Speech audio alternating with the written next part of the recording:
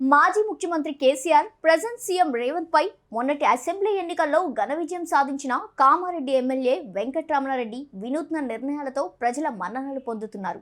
వెంకట్రమణారెడ్డి గెలుపే ఒక సంచలనం. తనను గెలిపిస్తే ప్రజల సమస్యల పరిష్కారానికి డోర్ డెలివరీ సర్వీస్ చేస్తానన్న హామీకి శ్రీకారం చుట్టారు. ఈ వినూత్న నిర్ణయంతో నియోజకవర్గ ప్రజల మన్ననలు పొందుతున్నారు.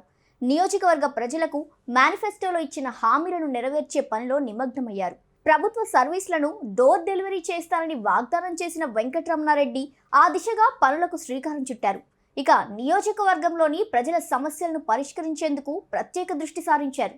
ప్రజల సమస్యలు తెలుసుకునేందుకు నియోజకవర్గం మొత్తం ఫిర్యాదు బాక్సులను ఏర్పాటు చేశారు.